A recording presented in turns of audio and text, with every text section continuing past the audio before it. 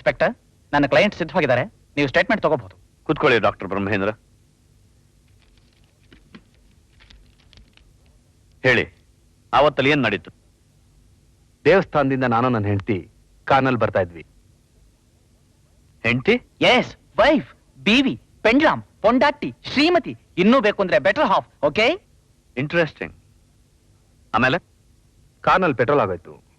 ನಾನು ಹೆಂಡತಿನ ಕಾರ್ನಲ್ಲಿ ಬಿಟ್ಟು ಕ್ಯಾನ್ ತಗೊಂಡು ಪೆಟ್ರೋಲ್ ತರಕ್ಕೆ ಬಂಕ್ ಹೋದೆ. Very very interesting. My dear inspector, ಇದು ಸಿನಿಮಾ ಕಥೆ ಅಲ್ಲ, ಜೀವನದಲ್ಲಿ ನಿಜವಾಗಲೂ ನಡೆದಿರೋ ಒಂದು ಘಟನೆ. ಇತ್ತೀಚೆಗೆ ನಿಜ ಜೀವನದಲ್ಲಿ ನಡೆಯೋ ಘಟನೆಗಳು ಕೂಡ ಸಿನಿಮಾದಲ್ಲಿ ನಡೆಯೋ ಘಟನೆಗಳ ಹಾಗೆ ಅನ್ಯಾಚುರಲ್ ಆಗಿಬಿಟ್ಟಿದೆ.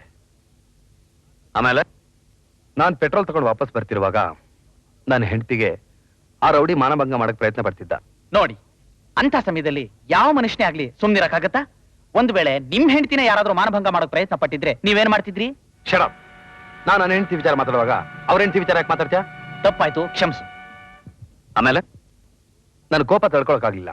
ನಾನು ಅವನ ಸಿಕ್ಕಾಪಟ್ಟೆ ಹೊಡೆದು ಚೆಚ್ಬಿಟ್ಟೆ. ಅದ್ರಲ್ಲಿ ಏನು ತಪ್ಪಿಲ್ಲ. ಸೀತೆಯನ್ನು ಹೊತ್ಕೊಂಡು ಹೋದ ಅಂತ ರಾಮ ಹುಡುಕೊಂಡು ಹೋಗಿ ರಾವಣನ ತಲೆ ಕತ್ತರಿಸ್ಲಿಲ್ವಾ? ದ್ರೌಪದಿನ ಮಾನಭಂಗ ಮಾಡೋಕ್ ಪ್ರಯತ್ನ ಪಟ್ಟ ಅಂತ ಭೀಮ ದುಶ್ಯಾಸನನ್ ಮರ್ಡರ್ ಮಾಡ್ಲಿಲ್ವಾ?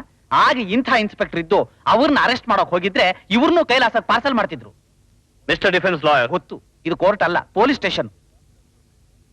ಡಾಕ್ಟರ್ ಬ್ರಹ್ಮೇಂದ್ರ, ನಿಮ್ಮ ಹೆಂಡತಿ ಹೆಸರೇನು? ಶಾಂತಿ. ನೀವು ಯಾವಾಗ ಮದುವೆ ಆಗಿದ್ದು? 17th December 1986. ನಾನು ನಿಮ್ಮ ಹೆಂಡತಿ ಹತ್ರ ಸ್ವಲ್ಪ ಮಾತಾಡಬಹುದಾ? ಸಾಧ್ಯ ಇಲ್ಲ, ಯಾಕೆಂದ್ರೆ ಅವರ ಮಾನಸಿಕ ಸ್ಥಿತಿ ಚೆನ್ನಾಗಿಲ್ಲ. ಶಾಂತಿ ಮನಃಶಾಂತಿಗೋಸ್ಕರ ತೀರ್ಥಯಾತ್ರೆಗೆ ಹೋಗಿದ್ದಾರೆ. ಶಾಂತಿ ಅವರು ಮನಃಶಾಂತಿಗೋಸ್ಕರ ಯಾವ ಸ್ಥಳಕ್ಕೆ ಹೋಗಿದ್ದಾರೆ? ನೀವು ಕೊಡ್ತೀರಾ ಉತ್ತರ, ಅವ್ರು ಕೊಡ್ತಾರ? ನಾನೇ ಕೊಡ್ತೀನಿ. ನಿಮ್ಮ ಸಂದೇಹದ ಪ್ರಶ್ನೆಗಳಿಗೆಲ್ಲ ನಾನೇ ಕರೆಕ್ಟ್ ಆಗಿ ಆನ್ಸರ್ ಕೊಡ್ತೀನಿ.